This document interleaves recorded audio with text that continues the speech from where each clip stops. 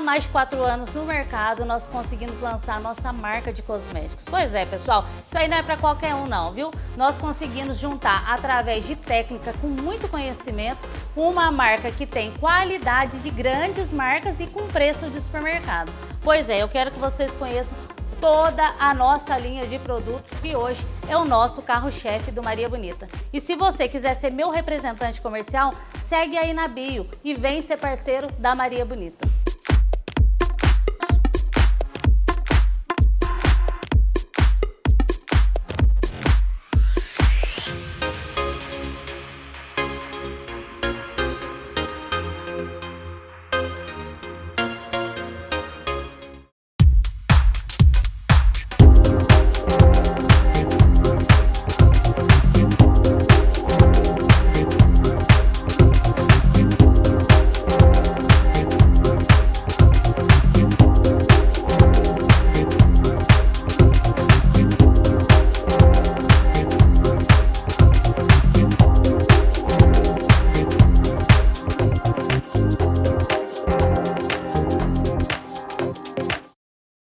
Oi pessoal, tudo bem? Mais uma semana aqui, gravando com grandes parceiros. Esse programa é Maria Bonita na TV e meu nome é Darlene Braga.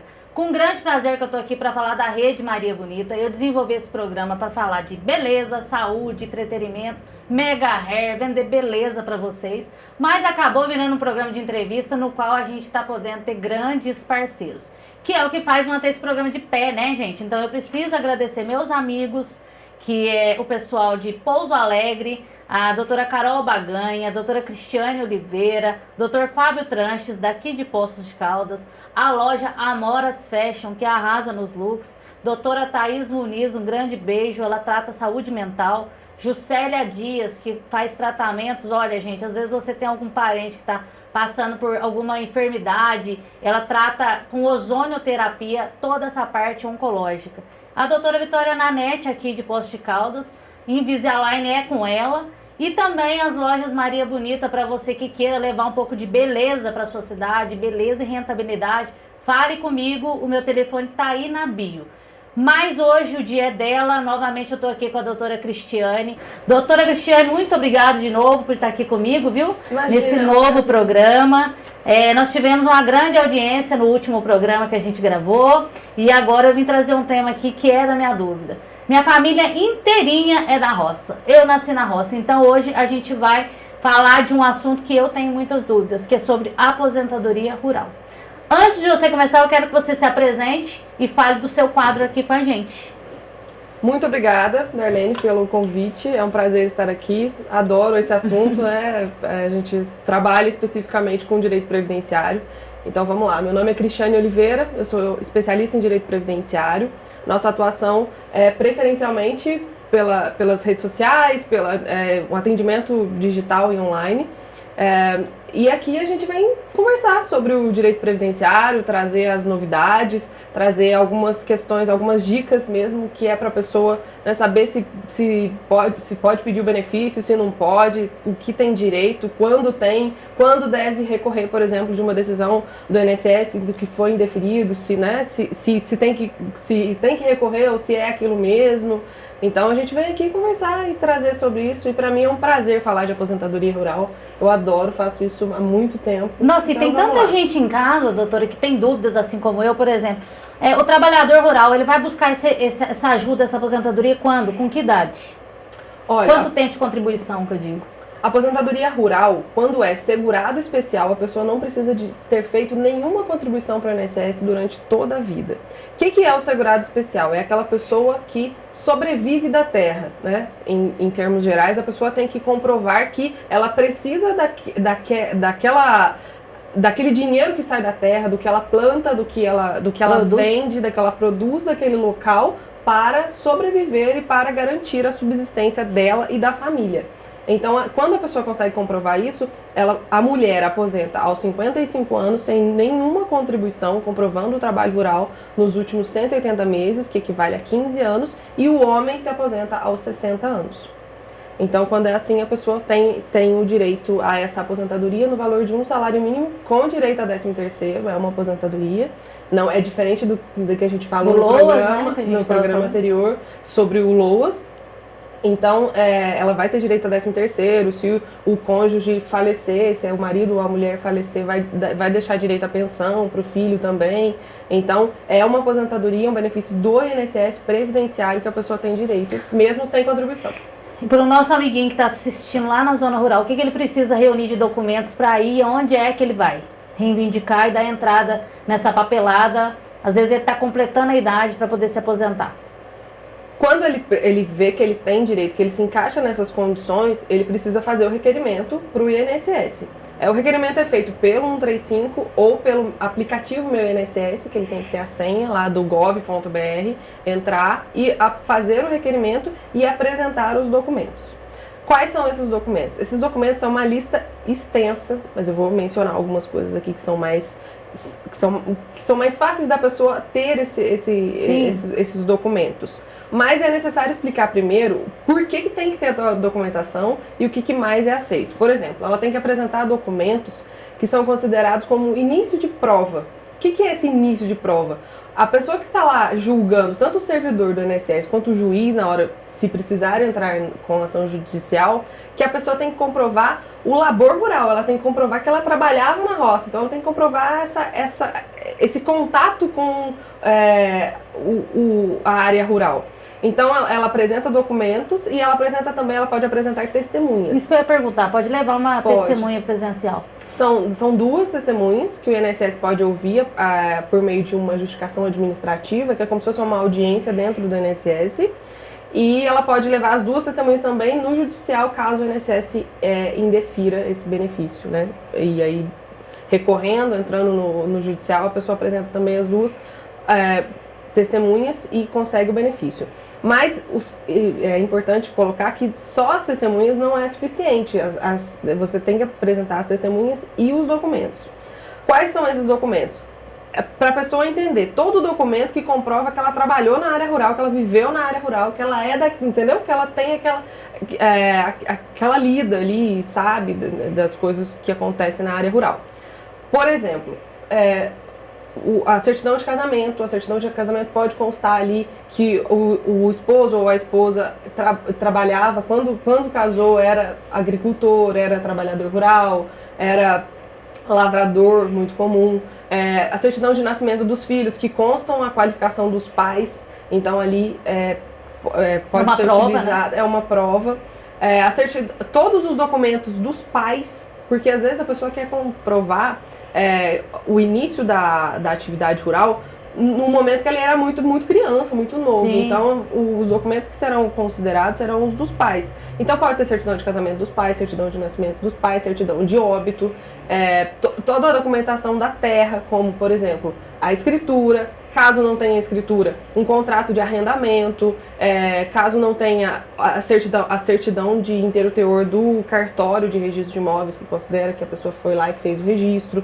Mas isso não é muito comum na área rural. Então, às vezes a pessoa tem um contrato de compra e venda, às vezes a pessoa tem o pagamento do ITR a cada ano, né, o Imposto Territorial Rural. Então, como tem que comprovar os últimos 15 anos, a pessoa pode apresentar o ITR de todos os anos. Isso também não é comum a pessoa ter todos esses documentos assim tão certinho. Mas ela pode ter de alguns anos, pulou alguns anos, tem de outros. Então ela comprova, consegue comprovar, né? Através de alguns documentos, né? Ela consegue comprovar que tem essa habitualidade com o meio rural, sabe? Então, assim, a pessoa que está julgando lá, ela vai verificar tudo isso.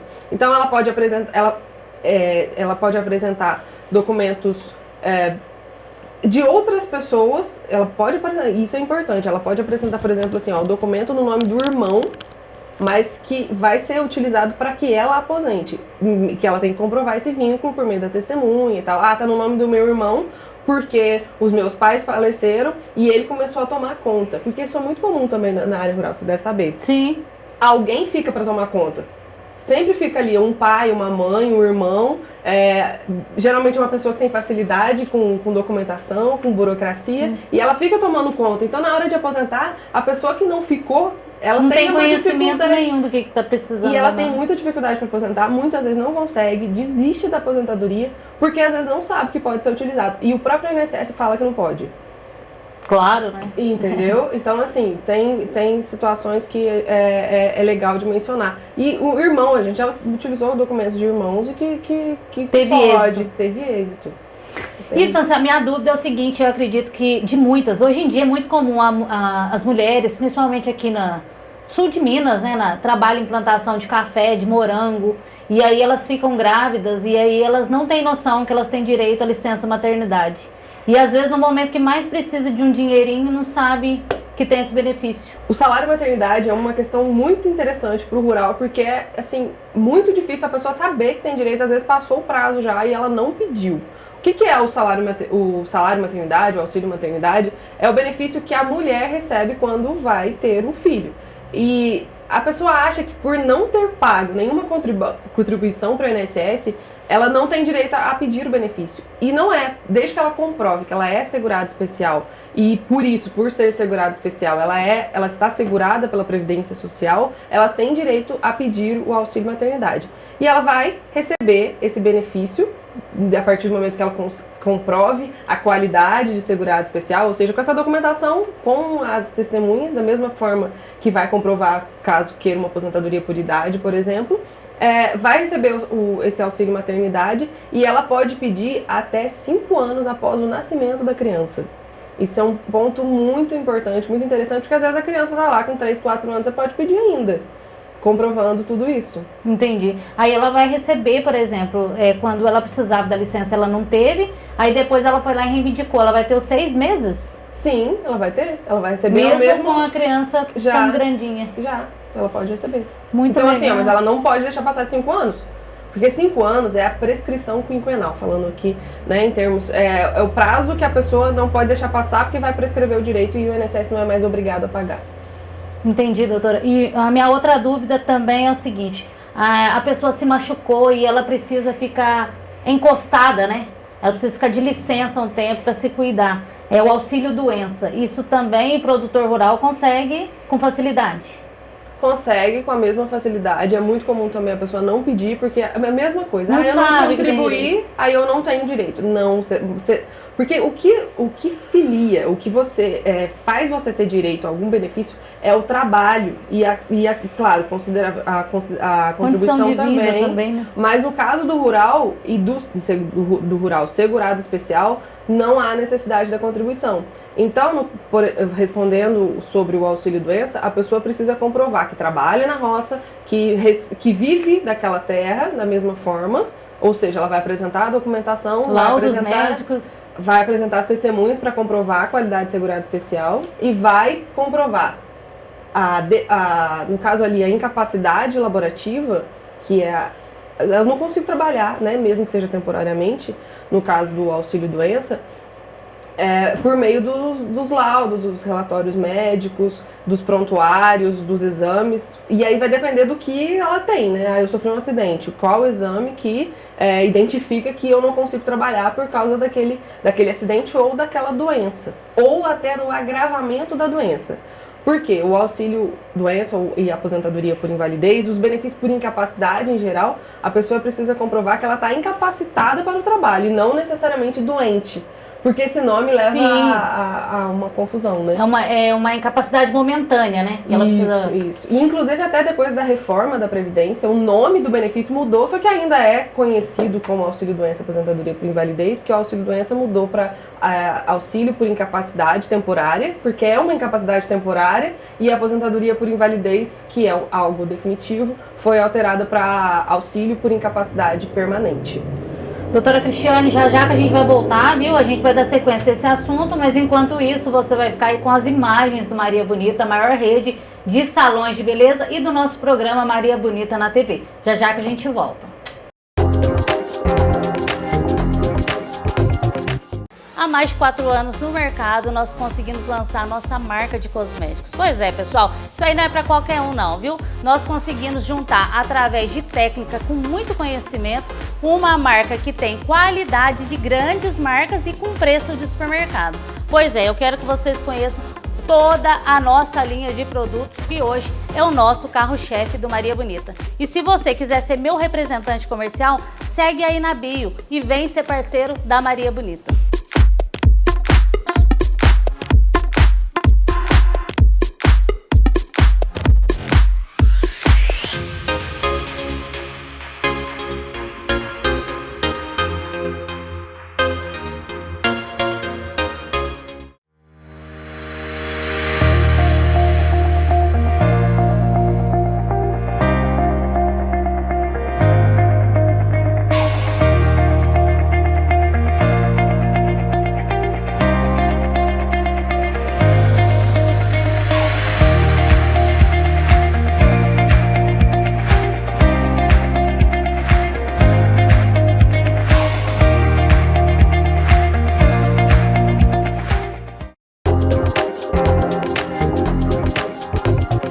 Voltamos aqui com a Maria Bonita na TV, meu nome é Darlene Braga e eu chamo você para acompanhar, divulgar nas suas redes sociais o nosso programa.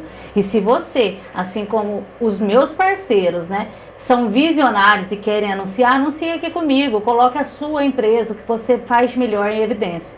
Eu sou a Darlene da Maria Bonita e eu estou aqui disposta a vender uma franquia para você.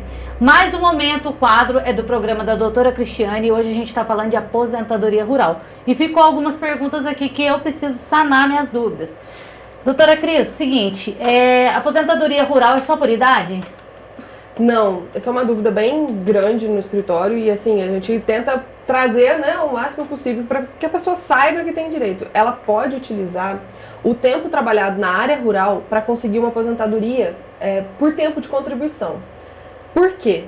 A gente sempre traz isso, porque a pessoa acha, por exemplo, eu trabalhei no começo da minha vida na área rural, é muito comum isso, e aí depois eu saí, eu mudei de cidade, eu fui estudar, eu fiz outras coisas e eu fui trabalhar na área urbana.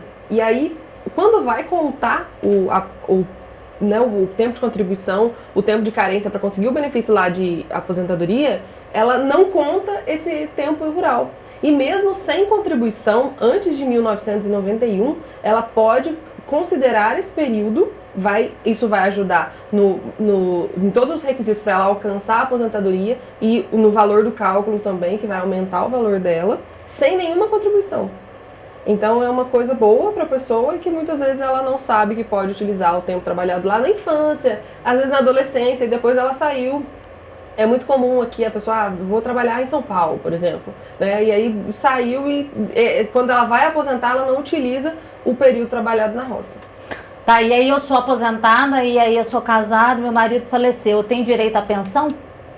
Tem direito à pensão. Você tem, na verdade, a pessoa assim, quando ela é um trabalhador rural, a mulher, por exemplo, ela é uma trabalhadora rural, ela tem direito à aposentadoria por idade ou por tempo de contribuição, vai depender da situação dela, para ela, a aposentadoria dela. E além disso, ela tem o direito à pensão por morte do marido que faleceu. Mesmo pensão, então. Não, é uma aposentadoria e uma pensão. Mesmo que o marido também não tenha contribuído nada. É uma confusão muito grande por causa da ausência de contribuição. Ele trabalhou na roça, ele consegue comprovar que ele era um segurado especial, que ele dependia da terra para sobreviver, né, ele, a família, todo ali. Isso é extremamente comum, a pessoa tem direito também à pensão. Por que eu digo que é extremamente comum? Às vezes a pessoa acha, eu estou aposentada, uma mulher, e o marido já faleceu, que é o mais comum. E eu não tenho direito à pensão porque ele também não contribuía. E às vezes ela está perdendo de receber um benefício que ela tem direito porque o marido trabalhou a vida toda e, né, por falta de informação, não faz o requerimento do benefício. Tá, agora uma pergunta minha. Pós esse fato ter acontecido, a pessoa perdeu o seu marido, quanto tempo que ela pode estar indo recorrer esse direito? Porque muitas vezes, às vezes, tem mulheres que não trabalham e dependem só da renda do marido, entendeu? Uhum. Então ela precisa saber, né? às vezes é um momento ali de luto, mas ela precisa correr atrás da sobrevivência dela. Quanto tempo após o óbito da pessoa ela procura esse direito no INSS? Olha, para ela receber desde o óbito, porque tem essa diferença, desde o óbito ela tem que pedir até 90 dias. Aí ela recebe desde o óbito, ela tem esse prazo, é como se a lei desse um respiro para a pessoa, né? Entendi. Teve um falecimento da família, um momento delicado e tal. Então dá esses 90 dias e recebe desde a data do óbito. Se ela pedir depois dos 90 dias, ela recebe desde a data que ela fez o requerimento. Então o interessante é pedir o mais rápido possível. Tá? Ótimo. E me fala sobre a autodeclaração, me explica sobre a autodeclaração. E essa autodeclaração é algo muito recente, né? Foi aprovada no meio da pandemia ali e essa autodeclaração, ela vem com o intuito de substituir a entrevista que era feita no INSS. A pessoa era chamada no INSS e o servidor fazia uma entrevista para verificar se a pessoa era rural mesmo ou não, porque acontece de ter fraude, né? De falar que era rural e não é, enfim.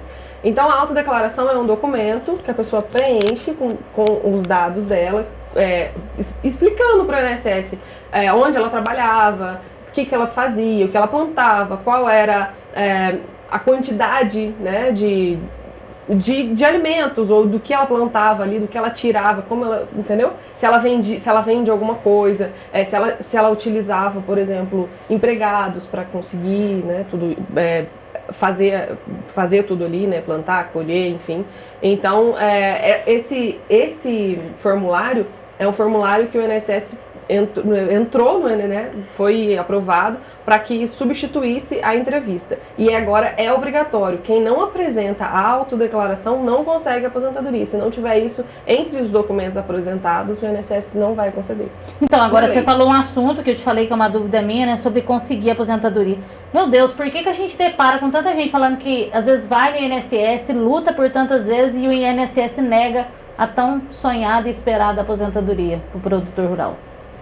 Olha, é muito comum, às vezes, a pessoa não apresentar todos os documentos que precisa, mas é claro, tem situações em que a pessoa apresenta tudo isso e mesmo assim o INSS não concede. São várias coisas que podem acontecer, tanto, né, não ter o conhecimento específico de quais documentos apresentar, por exemplo, o que foi falado agora, a autodeclaração. Eu apresentei todos os documentos, apresentei todos os ITRs, apresentei todo certidão de casamento, mesmo assim não conseguiu. Mesmo assim não conseguiu. É a autodeclaração, é um documento imprescindível para apresentação, para conseguir o benefício. E outra coisa é a utilização de testemunha no administrativo, que a gente que fala administrativo é dentro do INSS. Então, a pessoa pode apresentar e pedir a realização dessa audiência para que dentro ali do INSS o servidor consiga ver que a pessoa realmente trabalha na área rural. Mas é comum também o INSS negar a realização. Tem agências que não têm servidor o suficiente e aí não consegue fazer essa autodeclaração. Então, assim, como tem várias situações que podem acontecer... Cada caso é um caso, Cada né? caso é um caso, a gente orienta sempre a pessoa a procurar um especialista e verificar o que de fato aconteceu. Né? Porque é muito difícil a pessoa estar procurando uma aposentadoria assim, sabe? E ser realmente rural, ser ali, e não conseguir.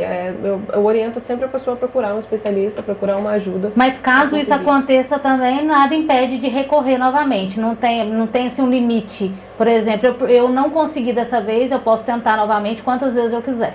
Pode tentar quantas vezes quiser dentro do administrativo, dentro do INSS. Judicialmente não pode porque vai ocorrer o trânsito em julgado, a coisa julgada material, que é o caso ali de que o que já foi decidido judicialmente, você não pode rediscutir.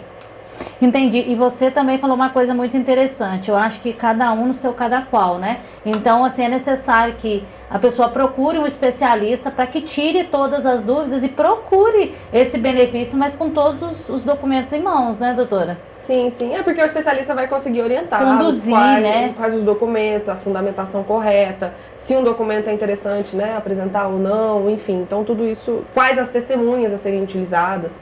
Porque não adianta você levar uma testemunha lá também que não vai saber falar o que você precisa, né? Que ela não tem conhecimento. Tem que ser realmente alguém que viveu ali, né? Que sabe a dinâmica da pessoa, né? né? Agora, uma dúvida que eu não te perguntei, que você não me falou também. O produtor rural, ele aposenta com que idade? O produtor rural, ele é o trabalhador rural, né? Isso. Porque, agricultor, assim, né? Agricultor.